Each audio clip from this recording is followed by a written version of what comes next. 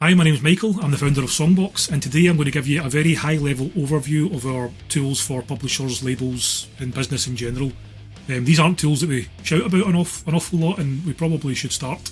So, to understand the difference between a standard account and a business account, we're probably best off to look at what a standard account gives you very, very quickly.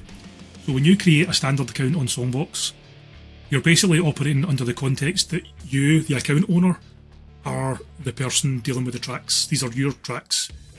What a business account allows you to do is take a step back from the artist and look at your entire roster of artists. So in this account here, you can see I've got 3 artists and 2 writers. They're handled slightly differently in the system. So first off, let's go into a writer so we can see we've got Stephen Herd here. If we jump in, we can see what data we hold on a writer. We've got his name, email address, IPI number, his affiliation, and we can attach publishers to writers. So we can see here that Stephen is with Spitfire Publishing, and Spitfire Publishing take 40% of Stephen's royalties.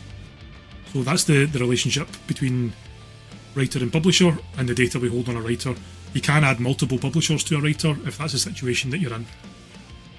So we'll jump back out of that into the roster and we'll go and look at how having writers on the system affects tracks. So as you can see, Eli is on this track with 100%. Let's give Eli 70% of that track. Now straight away you can see the red warning flag here telling you that's not accurate.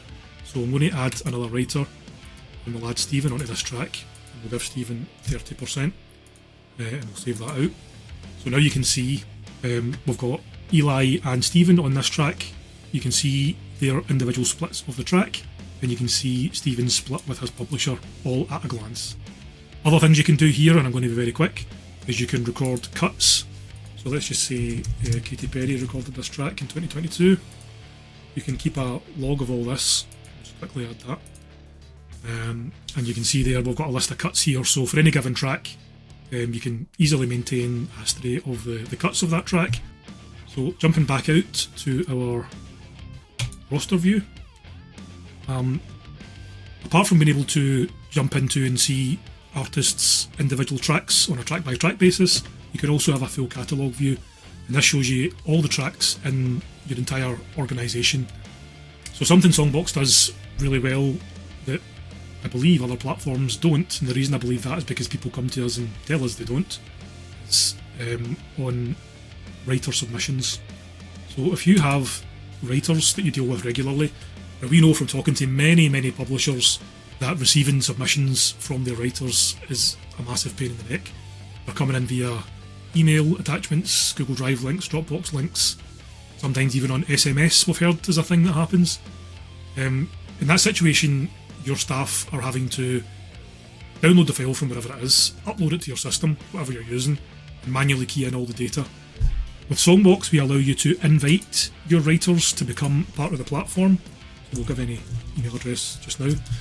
And once your writer accepts this invitation, they then have a portal where they can upload their own tracks, they can give titles, they can set metadata, they can set royalty splits, they can do all that themselves if they choose to, and we know that some won't choose to, but that's an aside. The ones that do choose to can get all the track information sorted, and then upload it to your system. You get a little notification here under your submissions tab. Right now we have no pending submissions. You can very easily review the submissions from your writers and in one click import them to your catalogue, metadata attached, writer attached, all that good stuff done. It saves people a ton of time. I would go into that in more detail, but there's going to be another video on it, or book a demo. So the last thing I'm going to talk about for this little quick video is how we manage team members. So you may work on a label, a publisher, an agency, you've got a few different staff looking after a few different artists. Right here we've got 3 on the books. Now, you might not want all your staff to have access to all your artists for various reasons, and that's perfectly fair. So if you jump into one of your staff here, you can simply toggle on the acts or the artists or the writers that they have access to, and when they log into the system, they can only see the artists that you have assigned them privileges to see. So, for example, we've just given Lois these 2 artists. We'll jump back out and we can give Clark a separate bunch of artists. And now Lois and Clark they only have access to the artists that you, as the account owner, have given them privileges to access. Very handy. Again, this was a highly requested feature, and now that it's out, a lot of people are loving it. Okay, so that's a very, very, very high level speed run through our business tools, particularly aimed at publishers, but we also have labels, agencies, management companies using this for similar purposes. If you'd like to know more, I'd highly encourage you to book a demo. If you don't want to do that, there are other videos on our YouTube channel that detail some of these features in a little bit more depth. But hope you enjoyed that, hope you stayed to the end. If you did, thank you, and hope you have a good day.